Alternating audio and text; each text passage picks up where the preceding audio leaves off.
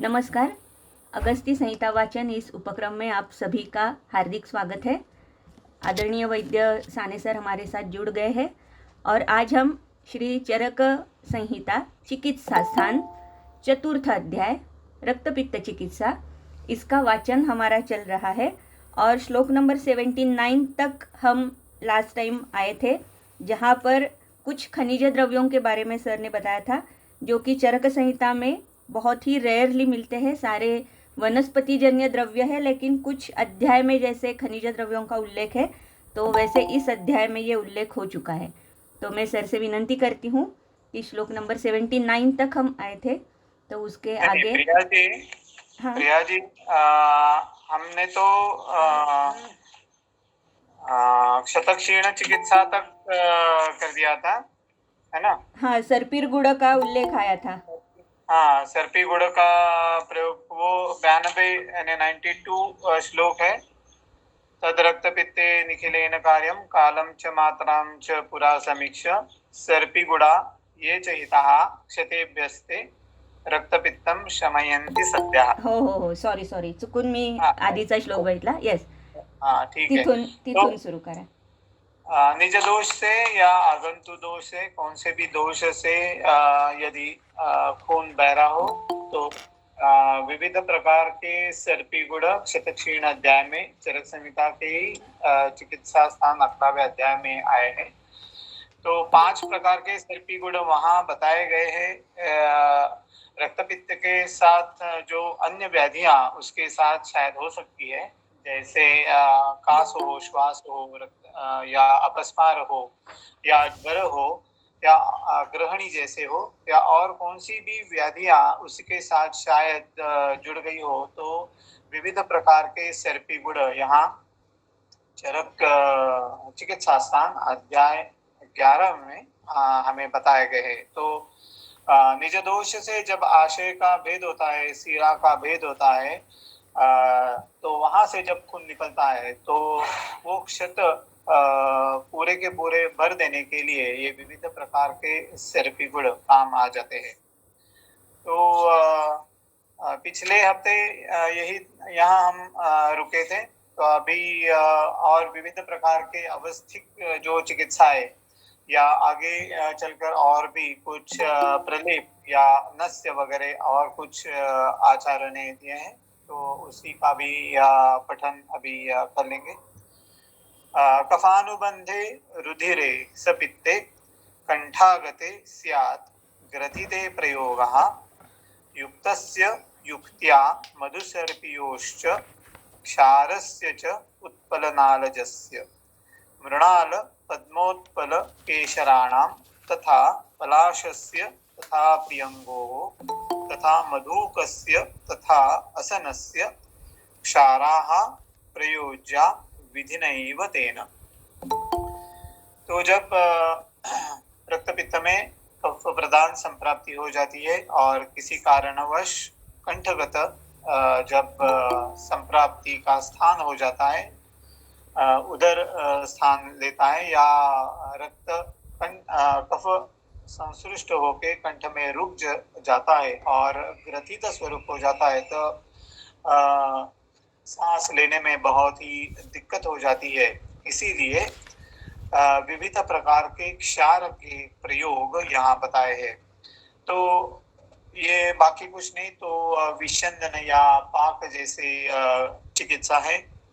जो कुछ ग्रथित रक्त है उसका भेदन कराने के लिए या उसका पतला करने के लिए और विषंदन कराने के लिए ये सब चिकित्सा यहाँ बताई है।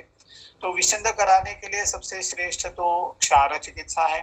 रक्तपित्त होने के बावजूद भी यहाँ क्षार की चिकित्सा यहाँ कर दी है। ये खाली अवस्थिक स्वरूप है, बार बार करना ये, या बाकी कौन सी संप्राप्ति जब होती है तो करना ये उचित नहीं है। एक बात। दूसरी और बात यहाँ बताई कि जिस द्रव्यों का क्षार हमें यहाँ कराने के लिए बताया है वो सभी के सभी द्रव्य शीत गुणात्मक होने चाहिए। तो जो द्रव्य शीत गुणात्मक है उनका क्षार भी उतना ही सौम्य जैसे बन जाता है। जैसे उष्ण वीर्य वाले वनस्पति का क्षार जैसे बहुत ही उष्ण बन जाएगा, वैसे ही शीत वीर्य वनस्पति का क्षार तुलना से शीत गुणात्मक यानी उतना शीत गुणात्मक यानी it is compare with the उष्ण वीर्य, यानी क्षार कौन सा भी शीत नहीं है, वो भेदन कराने के लिए, विषंदन कराने के लिए हमें चाहिए, इसीलिए वो उष्ण ही रहता है, लेकिन तुलना से वो कम उष्ण रहता है। इसीलिए कौन कौन से वनस्पति का या द्रव्यों का क्षार बनाना चाहिए ये भी यहाँ दिया है। उत्पलनाल जैसे यानी कमल का नाल, मृणाल, पद्म उत्पल, उनका केशर, उसका भी क्षार बनाने के लिए बताया है। तथा पलाश या प्रियंगु का या मधु का यानी मोह का, असन, असनाद का, ऐसे विविध प्रकार के द्रव्यों का क्षार यहाँ बताया गया है। तो जो द्रव्यों की उपलब्धि हमारे यहाँ होती है आजू बाजू में, और जो रक्त के मार्ग को यानी संप्राप्ति को जा सकते हैं, यानी रक्तगामी होते हैं, ऐसे वनस्पति का प्रयोग क्षार बनाने के हेतु करने चाहिए। ये क्षार पीने के लिए यानी बोला है, इसीलिए मृदु क्षार होने चाहिए, तीक्ष्ण क्षार नहीं होने चाहिए। Of course it is always depends upon the संप्राप्ति। जो संप्राप्ति जितनी ज्यादा गहरी हो, जितनी ज्यादा ग्रथित हो, यानी जितनी ज्यादा गंभीर स्वरूप की हो, गाठी जैसे ज्यादा हो, तो क्षार का प्रयोग या और तीक्ष्ण वाले क्षार का प्रयोग भी अवस्थानुरूप करने चाहिए। तो विविध प्रकार के क्षार विधि नैव तेन, विविध प्रकार के क्षार विधि पूर्वक तैयार भी करने चाहिए और विधि पूर्वक उसका सेवन भी करना चाहिए। यानी कंठगत हो तो नस्य भी करा सकते हैं या पान भी करा सकते हैं, क्षार का लेपन भी हम करा सकते हैं। तो संप्राप्ति के अनुसार शोथ वहाँ हो या ग्रंथि स्वरूप हो, तो उसका विषंदन किस स्वरूप से हम आसानी से कर सकते हैं, उसका प्रयोग हमें यहाँ करना चाहिए। पान कर देना ये सबसे उचित रहेगा, या स्थानिक स्वरूप में लेप करना ये भी शायद उचित रहेगा।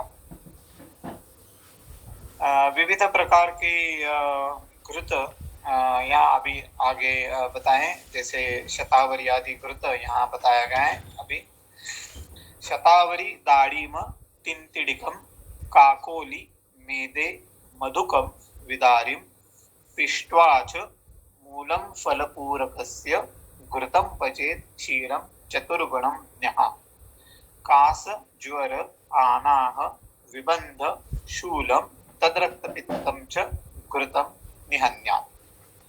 तो विविध प्रकार की द्रव्यों से तैयार किया हुआ घृत यहाँ बताया गया। शतावरी है, दाड़ीमा है, तिंतिडिक यानी अमसूल यानी जो आप बताते हैं। तिंतिडिक का एक चिन्ह भी का पर्याय दिया है, लेकिन रक्तपित्त है, इसी के कारण जो अम्ल गर्मी होने के कारण भी ज्यादा तकलीफ वाला नहीं होना है, इसीलिए अमसूल जो बोलते हैं, कोकम जो बोलते हैं, उसका प्रयोग करना चाहिए।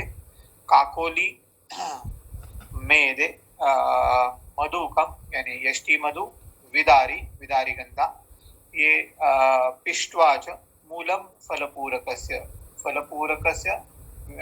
बीजपूरक मातुलुंग जैसे बोलते हैं, उसका मूल, ये सभी पिष्ट्वा, ये सभी का कल्प तैयार करना चाहिए।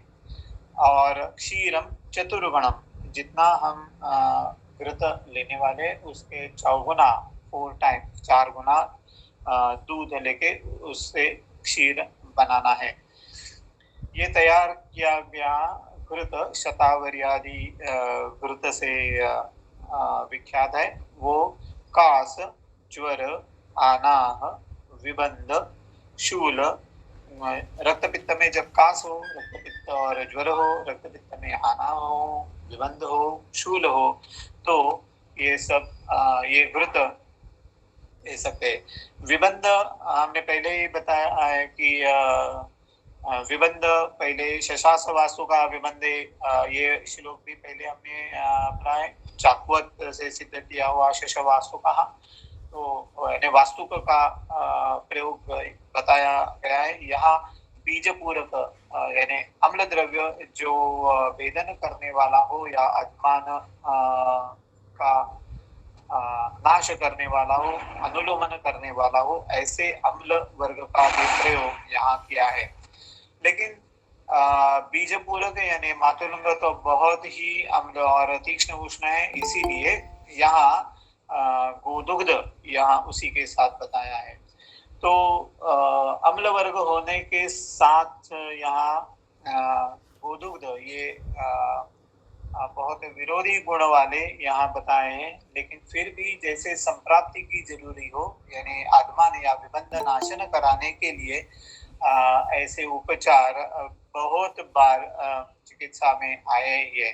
तो शायद ऐसे हो सकता है केवल अम्ल रस देने से पित्त बढ़ने की या भेदन होने की आशंका होती है, इसीलिए थोड़ा सौम्य कराने के लिए यहाँ गोदुग्ध का वापर किया हो।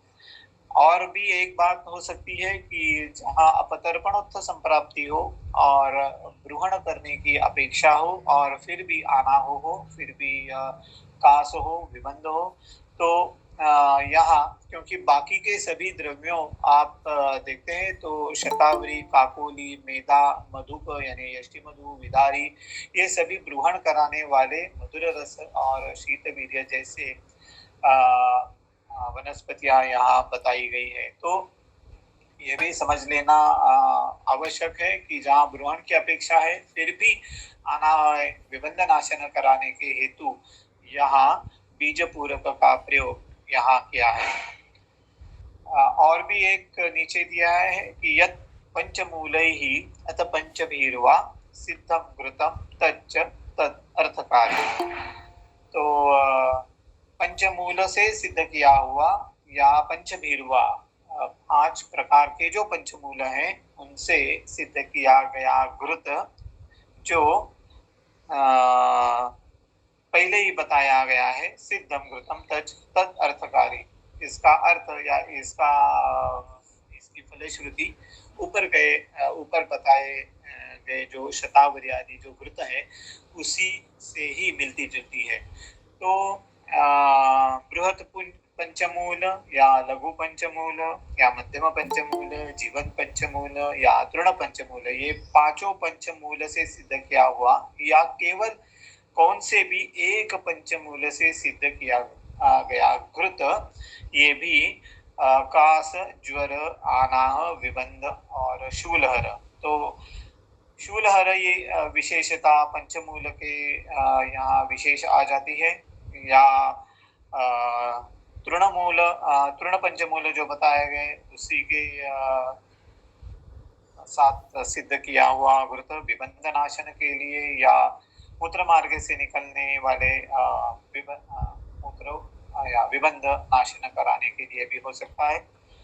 हमें सभी को मालूम है कि बृहत पंचमूल या लघु पंचमूल या मध्यम पंचमूल या जीवन पंचमूल में कौन कौन से वनस्पति है, तो उसी के अनुसार उसका प्रयोग ऊपर जो बताए हुए हैं फलश्रुति में जो जो व्याधियां हैं उसी के लिए हमें ये घृत सिद्ध करके तैयार करना चाहिए।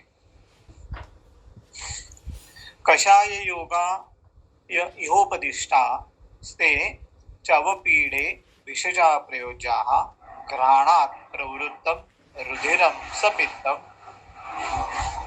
यदा भवेत् निःसृत दुष्ट दोषम। तो पहले जो विविध प्रकार के द्रव्यों से कषाय योग हमने बताए गए ऐसे, तो उससे अवपीड़न करके अवपीड़न या पीड़न करने से जो स्वरस जो निकलेगा उसका प्रयोग हमें करना है। उसका प्रयोग नस्य के कारण अवपीड़ नस्य कराने के लिए करना है। घ्राणात् प्रवृत्तम रुधिरम सपित्तम, जब नासा के द्वार से जब रक्त पित्त निकल रहा हो तो उसी के लिए नस्य चिकित्सा यहाँ बताई गई। कौन कौन से द्रव्यों का प्रयोग करना चाहिए? जो पहले कषाय विविध प्रकार के जो रौद्र समंगादातकी वगैरह जो पहले बताए गए हैं, तो उससे गोदुग्ध के साथ मिश्र करा के कल्क बना के अवपीड़न करके जो रस निकल जाएगा, गोदुग्ध भी हो सकते हैं या केवल पानी के साथ भिगोया हुआ और पीड़न मिश्रित किया हुआ जो स्वर से निकल जाएगा, तो उसका भी नस्य करके रक्त पित्त के लिए यहाँ नस्य कराना या पान कराना उचित रहेगा। यद भवेत निःसृत दुष्ट दोषम। तो दोष दुष्टि है, पहले बता चुके हैं कि जब दोष दुष्ट है यानी दुष्ट दोष है और संतर्पणोत्तर व्याधि है, रुग्ण भी बलवान है, तो बिल्कुल स्तंभन चिकित्सा नहीं करानी है। वो खून निकलना यही अच्छी बात होती है। जब मरीज शुद्ध कोष्ठ यानी दोष बाहर बिल्कुल निकल चुके हैं, अभी शेष दोष रह गए हैं और फिर भी नासाद्वार से रक्त निकल रहा है, तो उसी के कारण स्तंभन कराने हेतु हमें ऐसे अवपीड़न से नस्य कराना उचित रहेगा। जब दोष यानी दुष्ट दोष है और स्तंभन कराना ये उचित शायद नहीं हो और फिर भी हमने अवपीड़न यानी नस्य विविध ऐसे द्रव्यों से किया, तो क्या होता है? तो अगले श्लोक में बताया कि रक्ते प्रदुष्टे ही अवपीड़ बंधे दुष्ट प्रतिश्याय शिरोविकाराः रक्तम सपूयम गुणपश्च गंधा स्यात् घ्राणनाशः कृमयश्च दुष्टः। तो जब ऐसी अवस्था है कि संबंधन नहीं होना चाहिए, लेकिन फिर भी हमने अवपीड़न करके उसका बंध तैयार किया या स्तंभन किया, तो रक्त और ही दुष्ट होके विविध प्रकार के दुष्ट प्रतिश्याय, विविध प्रकार के शिरोविकार, सपूय रक्त बाहर निकलता है या कुणप गंध वाला रक्त निकलता है, घ्राण नाश, ये बहुत ही गंभीर ऐसी अवस्था आ जाते हैं, या साक्षात रक्त कृमि युक्त रक्त नासाक से बाहर निकलता है। तो जहाँ दुष्ट दोष है और स्तंभन की अपेक्षा नहीं है, फिर भी हमने स्तंभन किया, तो कौन कौन से गंभीर स्वरूप के व्याधि तैयार हो जाते हैं, ये आचार्य ने बताए। तो एक बात बिल्कुल पहले ही चिकित्सा के शुरू में ही हमें बताई गई है कि हेतु परिवर्जन करने हैं, और दूसरे जहाँ दोष अपने आप खुद से ही बाहर निकल रहे हैं, रुग्ण बलवान है, तो स्तंभन चिकित्सा नहीं करानी है। तो ये मेरे ख्याल से सबसे महत्वपूर्ण बात यहाँ बताई गई है। नीलोत्पलम गैरिकम शंखम युक्तम सचंदनम स्यात्तु सीताजलेन नस्यम तथा आम्रास्थिरसः समंगा सधातकी मोचरसः सलोद्रः द्राक्षारसस्य इक्षुरसस्य नस्यम क्षीरस्य दुर्वासुरसस्य चैव यवासमूलानि पलाण्डुमूलम नस्यम तथा दाड़िम पुष्पतोयम। तो जहाँ स्तंभन करना आवश्यक है, जहाँ दोष उतने दुष्ट नहीं है, रुग्ण भी बलवान नहीं है, क्षीण बल है और स्तंभन करने की अपेक्षा भी है, नासा से नासा द्वारा रक्त निकल रहा हो, तो कौन कौन से द्रव्यों से नस्य करके उसका स्तंभन करना चाहिए, ये अभी बता रहे। नीलोत्पल, नीलकमल, गैरिक, शंखयुक्त, सचंदनम स्यात्तु सीताजलेन। शर्करा जल से भी या नीलकमल, गैरिक, शंखयुक्त और चंदन के साथ शर्करा जल से किया गया नस्य, तथा आम्रास्थिरसः, आम की जो गुठली जो होती है वो कषाय रस वाली होती है, तो स्तंभन कराने के लिए बिल्कुल अच्छी होती है।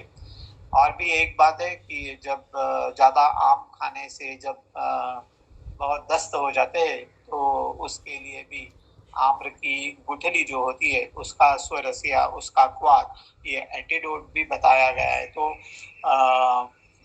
ये फल का जब ज़्यादा मात्रा में सेवन होता है और कुछ तकलीफ होती है तो शायद बहुत बार उसके बिल्कुल बीज का प्रयोग बहुत बार आया है। यहाँ भी ऐसा ही है कि आम्रासी ये बहुत कषाय रस वाली है, संबंध कराने वाली है, तो उसका भी नस्य हम करा सकते हैं। समंगा यानी लज्जालु, सदातकी, मोचरसाहा, सलोदराहा। तो विविध प्रकार के वनस्पतियां यहाँ जो कषाय रस वाली संबंध कराने योग्य ऐसी वनस्पति यहाँ दी गई है। उसी के साथ साथ में द्राक्षा रस जो मधुर यानी रस वाला है, तो वातक प्रदान ज्यादा संप्राप्ति हो और नासा से खून निकल रहा हो, तो उसी के कारण भी द्राक्षा का स्वरस से नस्य या इक्षुरस का नस्य भी करा सकते हैं, दूध का भी नस्य करा सकते हैं। दुर्वा स्वरस आमतौर पे हमें सभी को मालूम ही है कि दुर्वा स्वरस का प्रयोग तो आम स्वरूप सभी लोग कराते हैं। यवास मूलानी तथा पलांडु मूलम, पलांडु का भी प्रयोग स्वरस भी बहुत लोग कराते हैं। यहाँ पलांडु मूलम ऐसे बताया गया है, तो ये भी मूल स्वरूप ही है। फल का प्रयोग यानी ये एक पलांडु जो हमें मिलता है ये मूल स्वरूप ही है, तो उसका भी प्रयोग हो सकता है नस्य के लिए। दाड़िम पुष्प सहज, ये if it is available easily then दाड़िम पुष्प का प्रयोग भी जो कषाय रस वाले और रक्त स्तंभन के लिए बहुत ही फायदेमंद ही हो जाता है। तो विविध प्रकार के नस्य का प्रयोग हमें यहाँ बताया गया है। और भी जो हमारे यहाँ सहज उपलब्ध हो सकती है द्रव्य या वनस्पतियां, तो उसका भी प्रयोग हम बिल्कुल करा सकते हैं। शीत जल का प्रयोग भी कराने के लिए अष्टांग हृदय में बताया, which is very easy and simple thing. और एक सीता जले न, ये भी है, ये भी बताया गया है कि शीत जल का प्रयोग कराना है। सीता का दूसरा अर्थ शर्करा भी है, क्योंकि आगे विविध प्रकार के मधुर रस भी यहाँ आए हैं। तो लेकिन यहाँ सीता जले न, ऐसे सीता इस शब्द का अर्थ शीत जले न ऐसा भी होता है। तो जब स्तंभन कराना हेतु है तो शीत जल का नस्य ये भी करा सकते हैं। हम तो आमतौर पे बर्फ का प्रयोग भी सभी जगह होता ही है, तो इसी के साथ साथ में शीत जल का प्रयोग भी नस्य के लिए यहाँ आचार्य ने बताया ही है। आगे चलते हैं। प्रियाल तैलम स मधुक पयश्च सिद्धम घृतम माहीशम आजितम वा आम्रास्थि पूर्वे पयसा च नस्यम ससारिवैः स्यात् कमलोत्पलश्च। तो प्रियाल तैल यानी चिरौंजी का तेल सिद्ध कराने के लिए बताया है।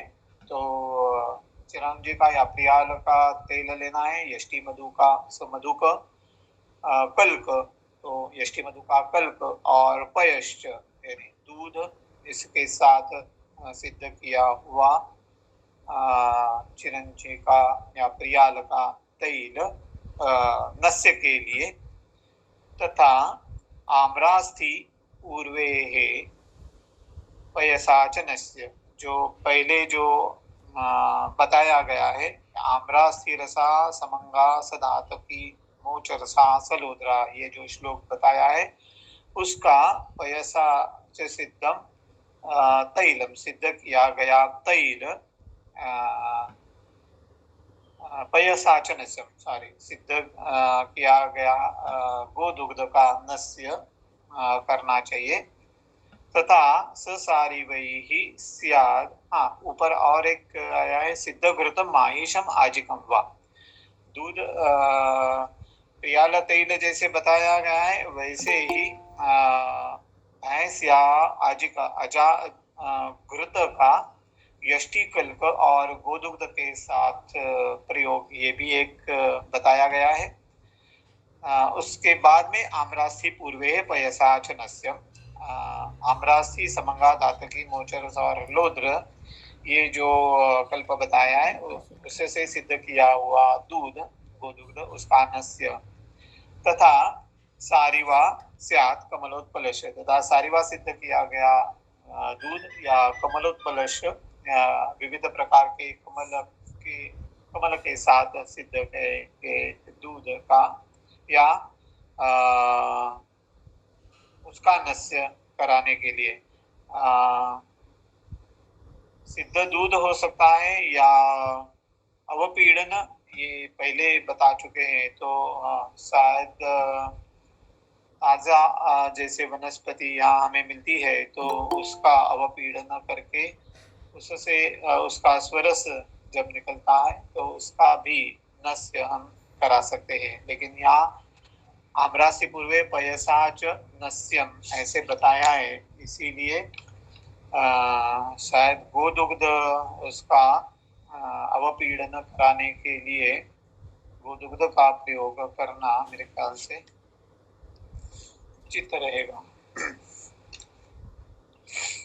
भद्रश्रियम लोहित चंदनम च प्रपौंडरीकम कमलोत्पले च उशिर वानीरजलम मृणालम सहस्रवीर्या मधुकं पयस्या शाली इक्षुमूलानि यवास कुन्द्रामूलम नलानां कुशकाशयोश्च कुचन्दनं शैवलम् अपि अनंता कालानुसार्या तृणमूल रुद्धि मूलानि पुष्पाणि च वारिदानम। तो विविध प्रकार के अभी यहाँ लेप का प्रयोग यहाँ अभी बताए गए। तो पहले शोधन कराने के लिए बताए, उसी के बाद में अवस्थिक स्वरूप विविध मार्ग से जब खून निकल रहा हो तो उसके स्तंभन कराने हेतु विविध प्रकार के, जैसे मूत्र मार्ग से निकलने वाले रक्त के स्तंभन कराने हेतु, गुद मार्ग से निकलने वाले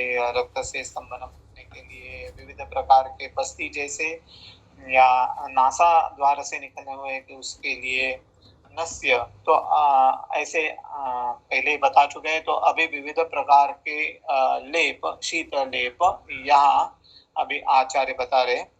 भद्रश्रियम यानी श्वेत चंदन, लोहित चंदनम च रक्त चंदन भी, प्रपौंडरीक कमलोत्पले च,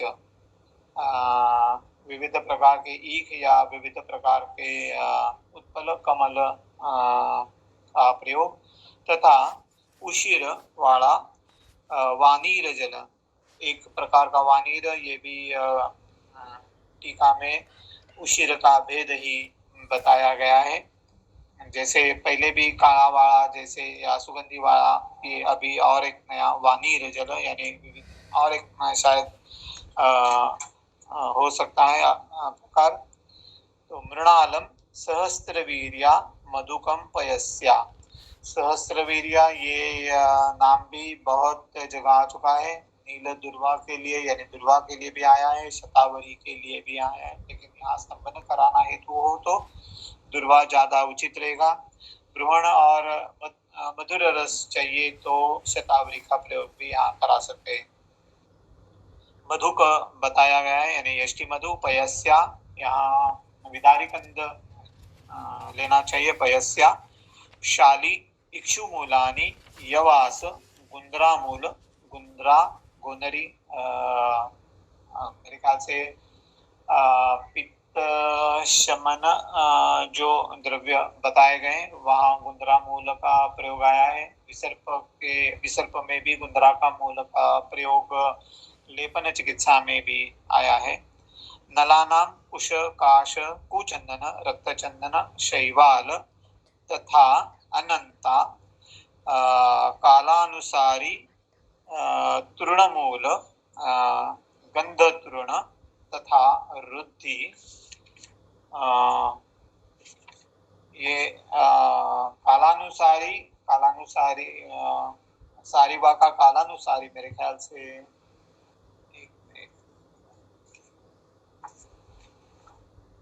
कालानुसारी का अर्थ मेरे ख्याल से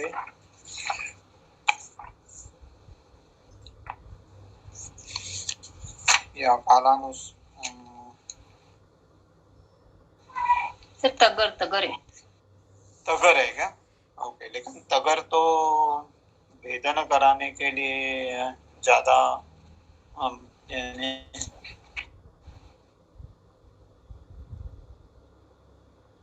कालानुसारी म्हणजे तत्त कालोद्भव असं असू शकेल का? ठीक है, फिर एक बार देखते हैं कालानुसार।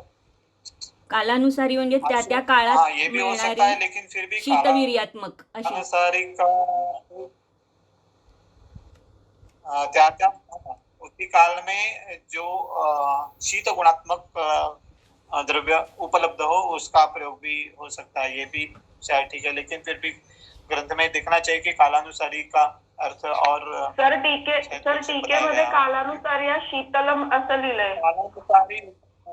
कालानुसारी इसका अर्थ शीतलम ऐसा ही दिया है, तो विविध प्रकार के शीत द्रव्य, ये तो मानना बहुत उचित हो सकता है, क्योंकि आगे भी शिशिर इति अनेन लेप विधानम, तो विविध प्रकार के शीत प्रयोग ही करना है, तो विविध प्रकार के शीत द्रव्य लेना ये उचित ही रहेगा।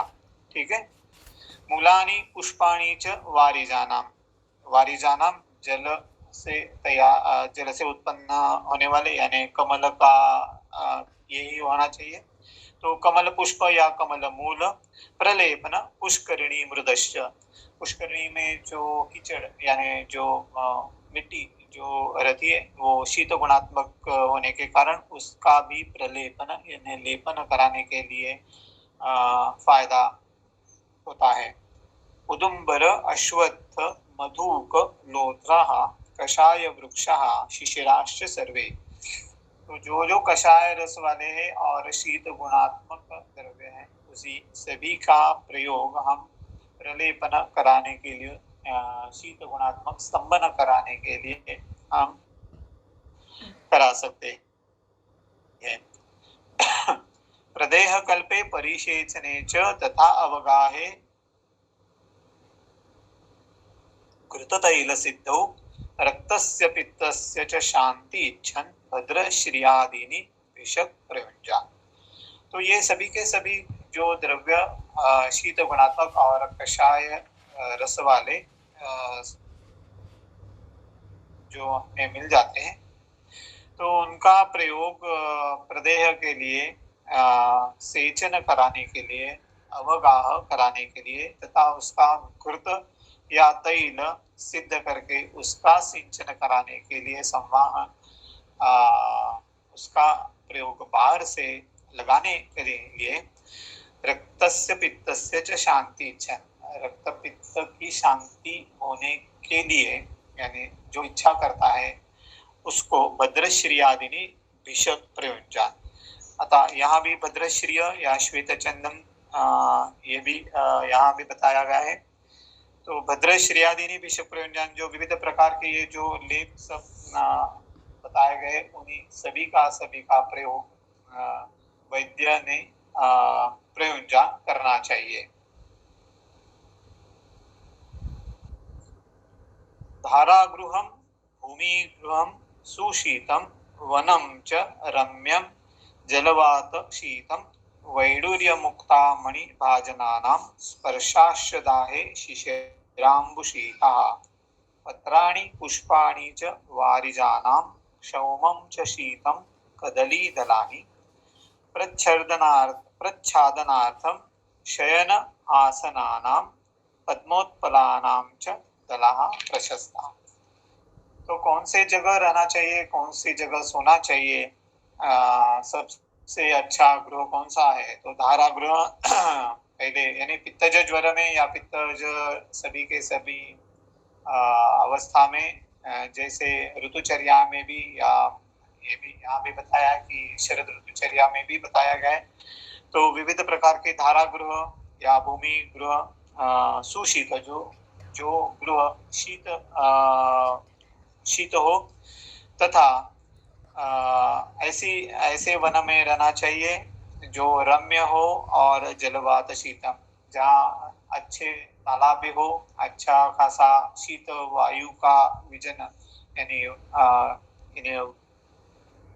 बात बहता हो, तो ऐसे रम्य जगह रमणीय जगह में हमें रुग्णों को बताना चाहिए कि वहाँ आप रहे।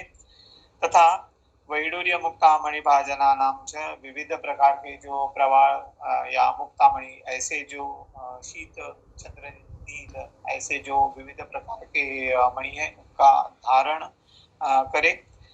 तथा स्पर्शाश्च दाहे शिशिराम्बुशीता, तो दाह ज्यादा होता हो तो शिशिराम्बु यानी विविध प्रकार से सिद्ध किया कि शीत जल का स्पर्श करे या उसका भी साक्षात संवाहन करे।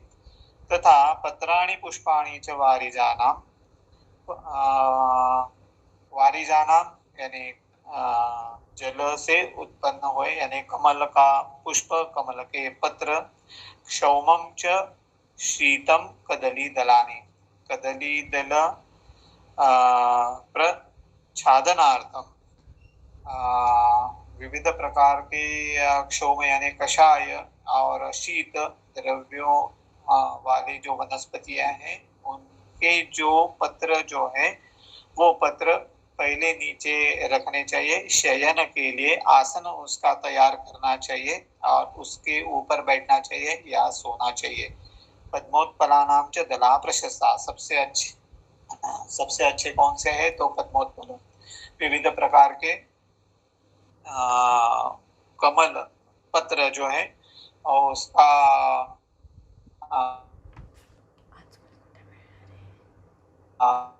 आसन तैयार करना है और उसके ऊपर बैठना चाहिए या सोना चाहिए। तो अनेक विध यानी अनेक प्रकार से यहाँ हमें चिकित्सा बताई है, शोधन चिकित्सा बताई है। प्रतिमार्ग हरणम च यानी गति बदलने के लिए भी कुछ प्रयोग शोधन चिकित्सा कराने के लिए बताए। तो अवश्य का भी बताए हैं, लेपन भी बताए हैं। अभी कैसे कौन सी जगह हम कौन सी जगह पे रहना चाहिए, वातावरण कैसा होना चाहिए, इसका भी कुछ डायरेक्टिव्स आचार्यों ने हमें यहाँ दे दिए हैं। उसी के साथ प्रियंगुका चंदन उषितानां स्पर्शः प्रियाणां च वरांगनानां दाहे प्रशस्तः सजलः सुशीतः पद्मोत्पलानां च कलापवातः। तो और भी जैसे पित्त प्रधान व्याधि के लिए शरद ऋतु में बताए गए जो विविध प्रकार के प्रयोग वहां भी बताए हैं, वो फिर से यहाँ दोहराए कि विविध प्रकार के चंदन प्रियंगु चंदन उषित यानी काला वाला, स्पर्शा प्रियाणां च वारांगनानां, जिस मनोनुकूल जो व्यक्ति हमारे हाथ में है उनका स्पर्श वो दाह शमन कराने हेतु यहाँ बताया गया है। जो शीत हो ऐसे विविध प्रकार के पद्म, कमल तथा कलापवाता, कमल के समूह से यानी वन में जो रहते हैं तो शायद कमल का वन हो तो उससे बहता हुआ जो वारा जो साक्षात शीत गुण वाला ही संस्कार से होगा तो उसका भी सेवन कराने के लिए यहाँ बताया है। तथा सरित दानां हिमवत् हरीणां चंद्रोदयानां कमलाकराणां मनोनुकूलः शिशिराश्च सर्वाः कथाः सरक्तं शमयन्ति पित्तम्। तो जो सरित यानी नदी या तालाब, हिमालय, हिमवत् हरिणां, वो हिमवत् यानी बहुत ही जैसे हिमालय बहुत शीत है वैसे ही शीत गुण वाले तालाब तथा चंद्रोदयाना पौर्णिमा जैसे या खाली चंद्र का उदय भी कमला कराना, विविध प्रकार के कमल पुष्प को देखना। मनोनुकूलाः शिशिराश्च सर्वा, जो द्रव्य मन के लिए अनुकूल है, मन के लिए उपयुक्त है, वो सभी के सभी प्रकार है ना कथास रक्तम शमयन्ति पित्तम। जो यानी विविध प्रकार के हमारे द्रव्य साथ में होने चाहिए, मनोनुकूल व्यक्ति भी साथ में होनी चाहिए, ऐसा वन रम्य जैसे जगह रहने के लिए भी मरीज को बताया जा रहा है। तो ऐसे सभी ऐसी जगह होनी चाहिए कि उसका पित्त बिल्कुल और शांत हो, और रक्त और पित्त समान होने के लिए ये सभी के सभी अवस्था से, द्रव्य अवस्था से, विविध प्रकार की प्रिंसिपल से हमें द्रव्य बताए गए हैं। तो तत्र श्लोको हेतुम वृद्धिम संज्ञां स्थानं लिंगम पृथक प्रदुष्टस्य मार्गौ साध्यम असाध्यम व्याप्यम कार्यक्रमं चैव पानान् न इष्टम् इव च वर्जम् संशोधनं च शमनं च गुरुः उक्तवान् यथावत् चिकित्सिते रक्तपित्तस्य इति अग्निवेशकृते तत्रे चरकप्रतिसंस्कृते चिकित्सितस्थाने रक्तपित्तचिकित्सितं चतुर्थोऽध्यायः। तो अभी सभी का यानी पूरे अध्याय का संक्षिप्त वर्णन, या क्या क्या अध्याय में हमें अध्याय में बताया गया है, इसी सभी का सभी वर्णन इस श्लोक में आया हुआ है। तो एक ऐसा भी है कि पॉइंट्स टू बी रिमेम्बर, ऐसे जब हम बताते हैं तो कौन कौन से पॉइंट हमें रक्तपित्त चिकित्सा में ध्यान में रखना चाहिए। एक तो पहले हेतु देखने चाहिए, संतर्पणोत्तर है या अपतर्पणोत्तर है। दूसरा, रुग्ण बलवान है या क्षीण बल, क्षीण मांस बल है। तीसरा, शोधन कराने के लिए रुग्ण योग्य है, अर्ह है या अनर्ह है। तथा ज्वर संतापात रक्तपित्तयोः हो ऐसा हेतु है, या और दूसरी कौन से हेतु विशेषता तीक्ष्ण उष्ण गुण वाले, अम्ल तथा कटु और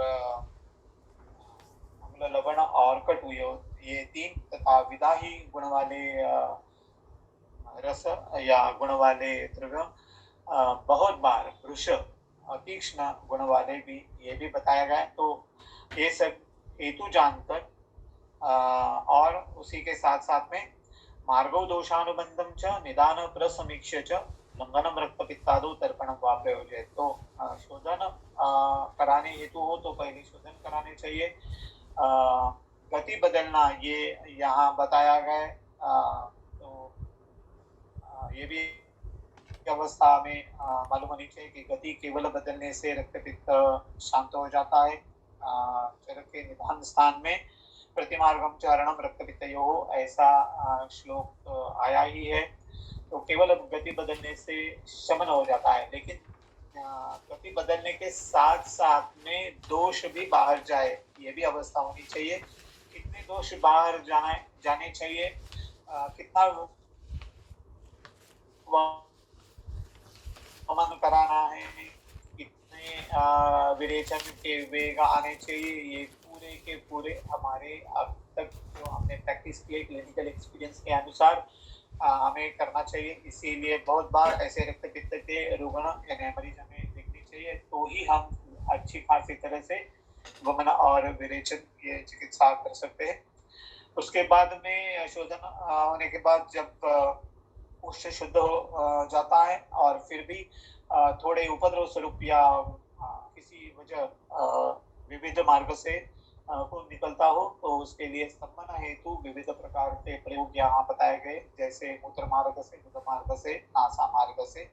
उसी के बाद में यानी विविध प्रकार की नस्य चिकित्सा बताई, विविध प्रकार के लेप यहाँ बताए गए हैं। कौन सी जगह हमें रुग्णों को बताना चाहिए कि यही जगह आप रहे, मनोनुकूल व्यक्ति साथ में हो तो ही हो सकता है, नहीं तो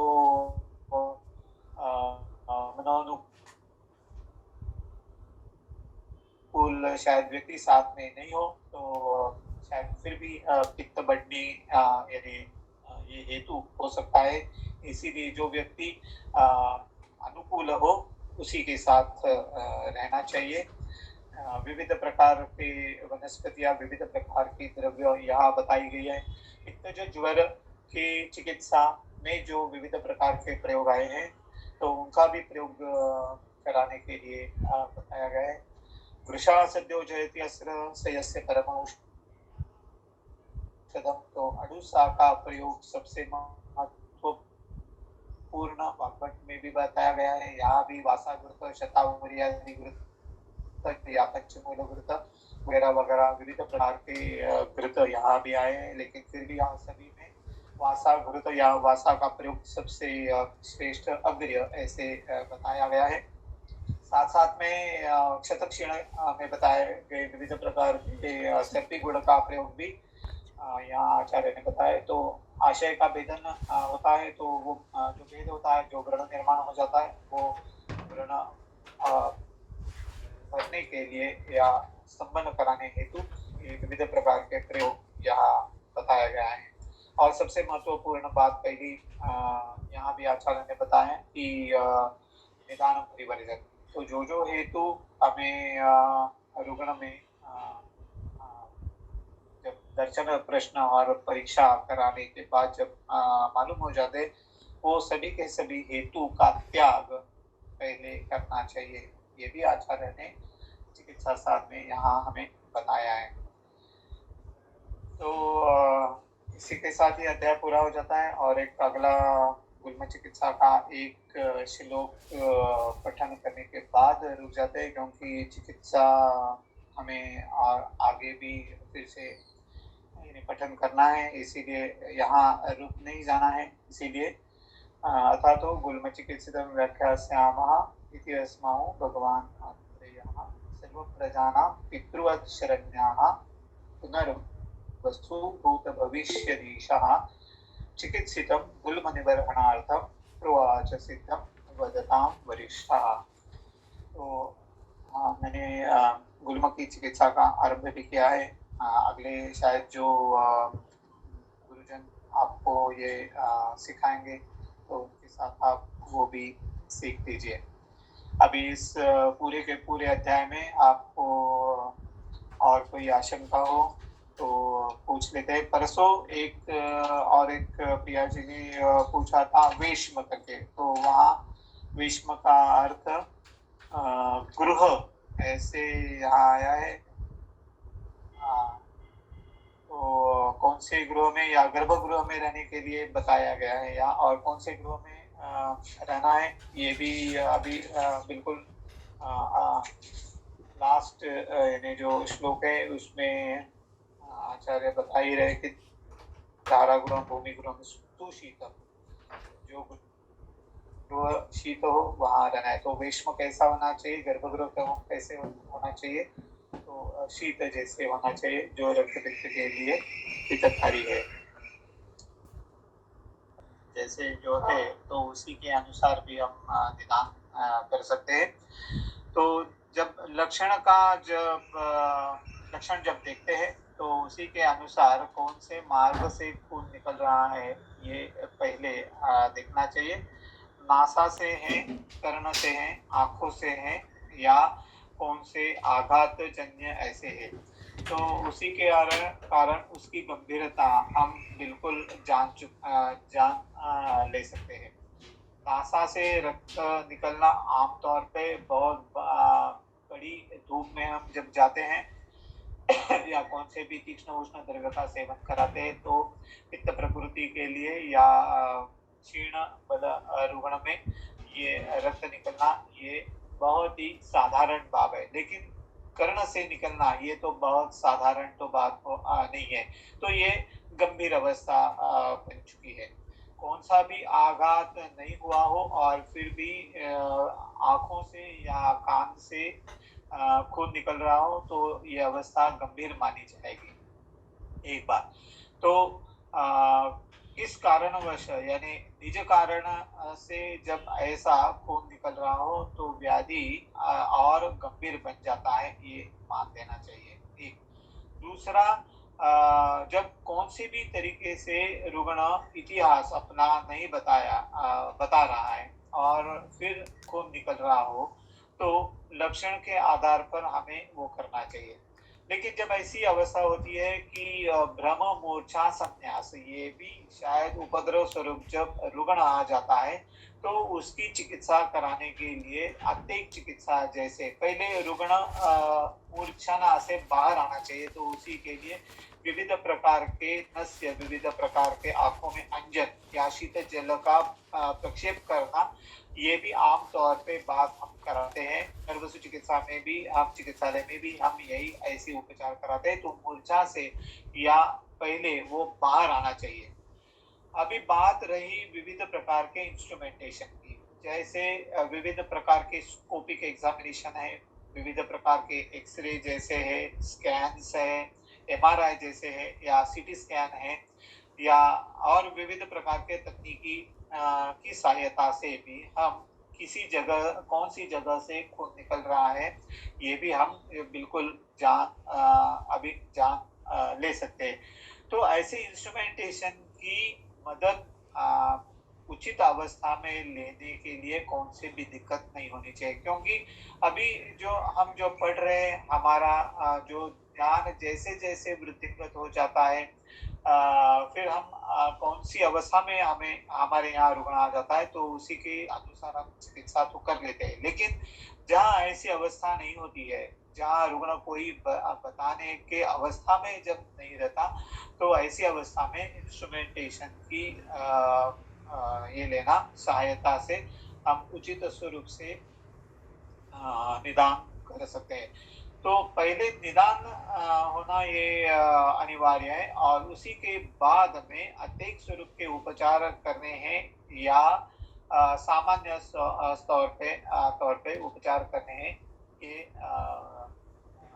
ये उसके बाद में तय किया जाएगा। ऐसा बहुत बार हो जाता है कि बार बार खून निकलता है और रुग्ण को ये भी मालूम ही होता है कि अभी निकलने वाला है या निकलता ही है, हर साल ऐसा ही होता है। तो रुग्ण भी उतना यानी घबराहट उसमें भी नहीं होती जितनी शायद पहली दफा रुग्ण देखने के बाद वैद्य को होती है।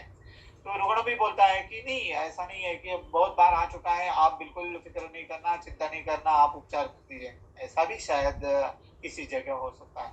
लेकिन जब बहुत तेजी से खून निकल रहा हो और रुग्ण का बल, नाड़ी बल और ब्लड प्रेशर तेजी से जब गिर रहा हो, तो ये अवस्था बहुत ही गंभीर स्वरूप रहती है। उसमें बहुत ही अत्यधिक स्वरूप के उपचार हमें करने पड़ते हैं। शायद स्तंभन कराना पड़ता है, शायद स्तंभन वर्ज्य भी हो, लेकिन फिर भी स्तंभन करना ये उसी अवस्था में, अत्यधिक अवस्था में बहुत ही उचित रहता है।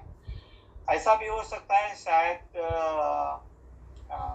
मॉडर्न कुछ थेरेपी जैसे लाइगेशन जैसे, जहाँ लिवर सिरोसिस में, एसोफेजियल वेराइसिस में लाइगेशन जैसे बहुत लोग पहले ही कराते, लेकिन फिर भी बार बार जैसे ब्लड प्रेशर बढ़ता है, जैसे जैसे पैंक्रियाटिक या इसके लिवर में जब संप्राप्ति ज़्यादा बढ़ जाती है, तो उसी अवस्था में ब्लड प्रेशर बढ़ता है और फिर इसोफेजियल वेराइसिस भी होता है और वहाँ से भी खून निकल जाता है। तो ऐसी अवस्था में शायद बहुत तेजी से निकलता हो या बहुत गंभीर अवस्था हो, तो लाइगेशन कराना ये अत्यधिक स्वरूप की चिकित्सा वहाँ भी बताइए। सभी के सभी मरीजों को ये लाइगेशन हम कर सकते हैं ऐसा भी नहीं होता है।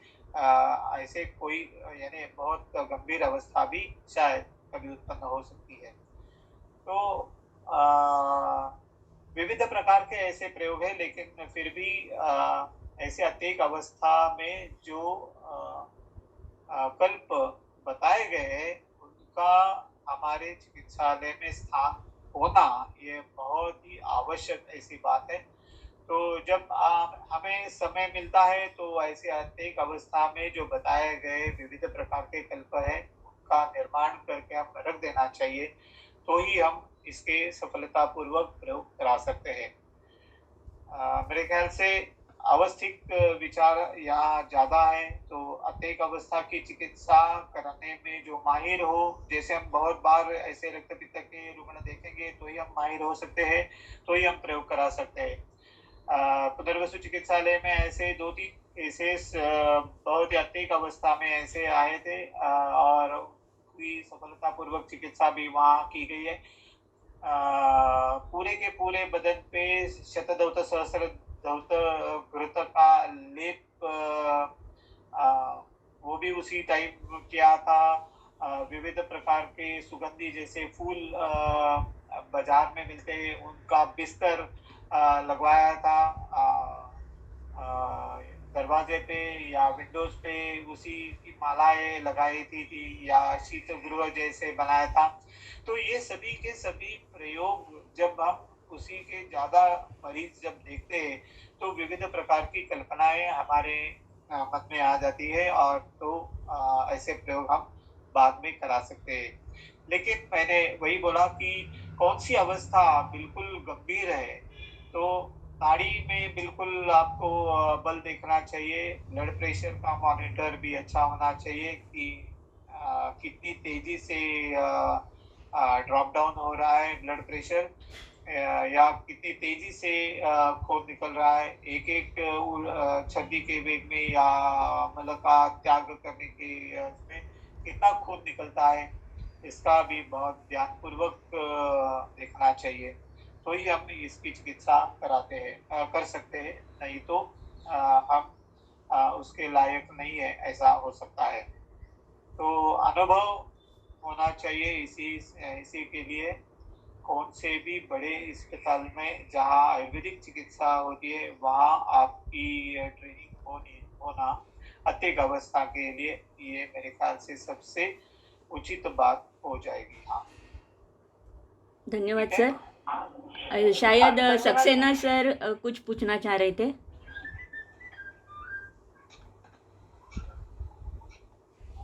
सर मैं एक क्वेश्चन पूछूं सर? हाँ बोलिए। सर जैसे रक्त का मल पित्त बोला गया है, करेक्ट। राइट सर, और बाकी पित्त भी बोले गए हैं, तो हम उसको कैसे देखें सर? हम पित्त तो नॉर्मल में अग्नि प्रदीपक और सब पूरा सब कुछ सारे हर एक बोला गया, लेकिन एक तरफ रक्त का मल भी पित्त बोला गया है, तो वो सर कौन सा पित्त है? पित्त एक ही है, अवस्थानुरूप या कर्म के अनुसार उसी को हमने नाम दिए हैं। तो कौन से पित्त का उसमें रक्त पित्त के संप्राप्ति में सहयोग है, ये जान लेना उचित रहेगा है। सबसे महत्वपूर्ण बात रंजक पित्त की है, तो क्योंकि विविध प्रकार का वर्ण रक्त में आ जाता है, तो ऐसे हम मान लेना आवश्यक है कि ये रंजक पित्त की विकृति है। लेकिन पहले अग्निमाद्य ये भी बताया गया है, तो पाचक पित्त की भी विकृति हो सकती है, भ्राजक या आलोचक पित्त भी की भी विकृति हो सकती है, लेकिन पित्त तो वही है, खाली कर्म के अनुसार कार्य के अनुसार उसको हमने नाम दिए। तो आंखों में से रक्त निकल रहा हो तो अवस्थिक या अवस्थानुरूप या आधार आंख है इसीलिए या नेत्र है इसीलिए आलोचक पित्त की भी वहां विकृति हो सकती है। तिर्यक रक्त पित्त में जहाँ त्वक के माध्यम से जब रक्त पित्त यानी खून निकलता हो, तो राजक पित्त की और इसकी भी विकृति वहां भी होती ही है। तो पित्त वही है, नाम के वास्ते कार्य के अनुसार हमने नाम उसको दिया है। तो रक्त का मल क्यों बोला गया? रक्त का मल क्यों बोला गया इसको? नहीं, रक्त का मल वो मल स्वरूप भी तैयार हो जाता है और प्रसाद स्वरूप भी तैयार हो जाता है। अब ये दोनों आप देखना चाहिए। जब रक्त जब अच्छा हो, कौन से भी दुष्ट दोष से नहीं हुआ हो, तो उसी में से जब मल तैयार हो जाता है तो प्रसाद स्वरूप पित्त तैयार होता है। बाकी का जब जो पित्त तैयार तो नहीं हो जाता, बाकी जो सभी है वो हम जो आहार विहार लेते हैं उसी से वो बढ़ जाता है। हाँ, तो उसको विदग्ध कहेंगे ना, उसी को पित्त की विदग्धता या सामावस्था कहेंगे। जो पित्त विदग्ध होगा, जो नॉर्मल पित्त है वो तो पित्त है, लेकिन अगर विदग्ध हो जाएगा तो ये सब परेशानियां होंगी, जैसे रक्त पित्त है या कुछ भी होगा। लेकिन अगर सामावस्था होगा तो फिर वो आगे विभिन्न अग्नि साध ये सब पूरा करेगा, मतलब जो भी कुछ आगे का। सर एक प्रश्न असा होता,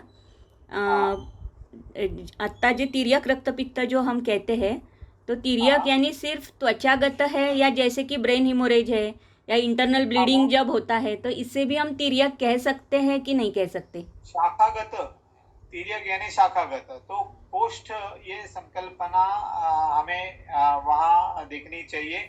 जैसे रक्तपित्त में मूल स्थान जो यकृत प्लीहा बताए और स्त्रोतस बताए, तो स्त्रोतस की भित्ति शाखा है और स्त्रोतस का अभ्यंतर मार्ग ये कोष्ठ है। तो जब शाखा का भेद हो जाता है यानी भित्ति का भेद हो जाता है तो तिर्यक होना ऐसे भी मानते हैं। शाखा में से जब यानी त्वक के माध्यम से जब खून निकलता है तो ये भी तिर्यक मार्ग भी है। कौन से भी कोष्ठ छोड़ के जब बाजू में खून निकलता है, बाजू में जब जाता है, तो ब्रेन हेमरेज ये भी अवस्था तिर्यक रक्तपित्त ऐसे ही मान लेनी चाहिए। अच्छा, धन्यवाद सर। और दूसरा एक प्रश्न ऐसा था कि जैसे रक्तपित्त की संप्राप्ति होती है तो हमने देखा कि द्रव अंश जो है हर एक धातुओं में, तो वो रक्त में आ जाता है स्वेदन होने की वजह से। तो इसका मतलब है कि उष्ण, तीक्ष्ण और द्रव धातु यानी कि द्रव गुण से रक्त की वृद्धि है। तो हाँ, तो फिर ब्लड प्रेशर जैसी जो अवस्थाएं है जहाँ पर अभी तक तो कुछ नासागत या नेत्रगत या कहीं से भी यानी रक्तपित्त जैसी अवस्था नहीं है, लेकिन हम ब्लड प्रेशर को रक्तपित्त की पूर्व रूपावस्था कह सकते हैं क्या? हाँ, कह सकते हैं। क्या एक बात ऐसा है कि क्योंकि ये वॉल्यूमेट्रिक बढ़ती है ना ब्लड की द्रव गुण की वजह से। वही मैं बताने जा रहा हूँ कि ब्लड प्रेशर में तो विविध प्रकार की संप्राप्ति घटती है, तो हमें ये देखना चाहिए कि वॉल्यूमेट्रिक बढ़ रहा है या उष्ण तीक्ष्ण गुण से क्वालिटेटिव बढ़ रहा है। ओके, तो जहाँ बिल्कुल बहुत ही उष्ण और तीक्ष्ण गुण बढ़ते हैं और स्वेदन हो जाता है, पाक अवस्था हो जाती है, तभी आजू बाजू वाले सभी के सभी धातु में से द्रवांश और स्निग्धांश खून में आ जाते हैं और वॉल्यूमेट्रिक वृद्धि हो जाती है।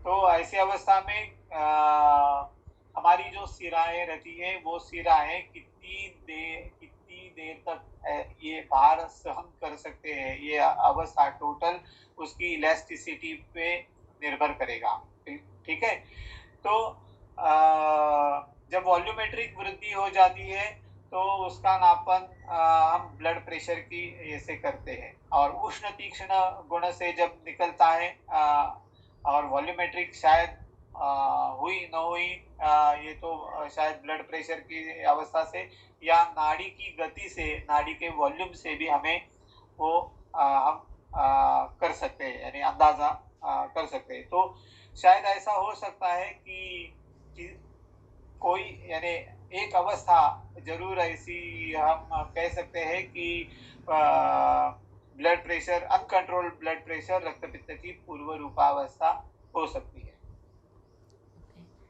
बहुत बहुत देखा तो ऐसे कई पेशेंट्स रहते हैं जिनको अनकंट्रोल्ड बीपी रहता है एंड इंटरमिटेंटली आईसी ब्लीड उनको हो जाता है और उनका प्रोथ्रोम्बिक टाइम वगैरह भी डिस्टॉर्टेड रहता है। तो मेरे को आपका ऐसा मार्गदर्शन चाहिए कि हमारे पास में ऐसा कुछ प्रैक्टिकली कल्प अवेलेबल है क्या, जो एलोपैथी में कैसे वो लोग डायरेटिक्स दे देते हैं या पैराफिन लगा के नेजल पैकिंग वगैरह कर लेते हैं, तो हमारे पास में ऐसा कुछ है या आपका कुछ ऐसा अनुभव है तो प्लीज बताइए जो हम कल्प प्रैक्टिकली यूज कर सके ऐसी अत्यायिक अवस्था में। हाँ, वही तो ना, मैंने पहले ही बताया कि ऐसी कल्प जो बताए गए जो शीत गुण वाले हो, जैसे दुर्वा कल्प है जो हम करा सकते हैं, रक्त चंदन का ये जो है कल्प वो करा सकते हैं, जैसे चंद्रकला जैसे रसकल्प है उसका प्रयोग करा सकते हैं। तो ये ऐसे सभी के सभी कल्प हमारे चिकित्सालय में मौजूद होने चाहिए, तो वो भी हम करा सकते हैं। दुर्वा का कल्प यानी शर्करा कल्प जैसे हमने शायद हमारे चिकित्सालय में हो और ऐसा नाक से बहता हुआ कौन सा भी खून निकल रहा हो और ऐसा मरीज हमारे यहाँ आ गया, तो बिल्कुल थोड़े ठंडे पानी में ये कल्प घोल के पानी तैयार कर सकते हैं, उसमें कॉटन भिगो के उसका धारा, उसका लेप भी हम करा सकते हैं। तो ये सभी के सभी प्रयोग ये जो है ना, ये कम से कम हमने एक दो बार तो देखने होते हैं, तभी हमारे यहाँ हमें आइडिया आ सकती है कि हम क्या कर सकते हैं। क्रमुक यानी सुपारी जो रहती है, तो उसका क्वाथ भी बिल्कुल स्तंभन कराने के लिए हेतु उपयुक्त रहता है। तो उसका कल्प भी हम तैयार करके रख सकते हैं। जब मई महीने में बहुत ही आम आ जाते हैं, तो आमरासी का भी कल्प हम तैयार करके रख सकते हैं। तो ऐसे विविध प्रकार के कल्प जब हमारे चिकित्सालय में मौजूद रहेंगे, तो ही हम उसका प्रयोग आराम से कर सकते हैं। ऐसा तो है नहीं कि हर जगह वही कल्प हम यूज करें, ऐसा तो बिल्कुल है नहीं। जो कल्प हमारे यहाँ उपलब्ध है, उसका प्रयोग कराना है। प्रिंसिपल क्या है, संबंध कराना है या नहीं कराना है, ये प्रिंसिपल है। तो प्रिंसिपल के अनुसार विविध प्रकार के उपलब्ध द्रव्यों से स्तंभन करना है या उपलब्ध द्रव्यों से शोधन यानी वमन विरेचन करना है। तो बात प्रिंसिपल की है, और बात क्या करना चाहिए, ये अवस्था हमें मालूम होनी चाहिए, उसी की है। धन्यवाद सर। शोभित, आपने और एक कुछ प्रश्न पूछा था परसों, मुझे लिख कर भेजा था, तो अगर पूछना है तो अभी सर से पूछ लो। मैम वो कल्प के बारे में ही था कि कौन सी अवस्था में कौन सा ठीक है। खनिज द्रव्य कब करना है और अपना वनस्पति द्रव्य ठीक किस अवस्था में ठीक करना ठीक है। ठीक वो मोर पोटेंट टुवर्ड्स अत्यायिक अवस्था। ओके ओके, ठीक है। किमया जी। हेलो, हाँ हाँ, हेलो सर। यहाँ पे शुद्ध रक्त का स्तंभन करना है और अशुद्ध का नहीं करना है, लेकिन प्रायः तो हमें इनकी अशुद्ध ऐसा इनकी समझ में आना तो मुश्किल रहता है ना सर। नहीं, ऐसा मुश्किल बिल्कुल नहीं रहता। जब हम वस्त्रों के ऊपर ले लेते हैं, उसका दाग लगता है नहीं लगता है, ये भी हम देख सकते हैं बिल्कुल। उसकी स्त्यानता कैसी है, वो भी हम यानी देख सकते हैं। पानी जैसे बिल्कुल पतला सा बह रहा है, या पिछला अवस्था या ग्रंथि स्वरूप निकल रहा है, ये भी हम देख सकते हैं। तो लक्षण के अनुसार वो दोष दुष्ट है या नहीं है, ये आराम से हम देख सकते हैं, है ना। ओके, तो फिर ऐसा लगा कि दूषित है, ऐसा यादव प्रतीत ऐसा कुछ है, तो हम उसको स्तंभन ना करें। हाँ, रुग्ण बलवान है तो स्तंभन नहीं करना है। जब रुग्ण बलवान नहीं है, क्षीण बल है, मानसिक तौर पे उतना सत्ववान नहीं है, तो ये उस स्तंभन करना उचित रहेगा। लेकिन फिर भी हमें ये मालूम होना चाहिए कि उसके कुछ ना कुछ तो विकृति स्वरूप कुछ नहीं कुछ बाद में तैयार होने वाले हैं। तो ये भी रुग्ण को हम बताना हमारा कर्तव्य रहेगा कि अभी स्तंभन करा रहे हैं, लेकिन आपकी अवस्था के अनुसार, लेकिन फिर भी ये हो सकता है ऐसा।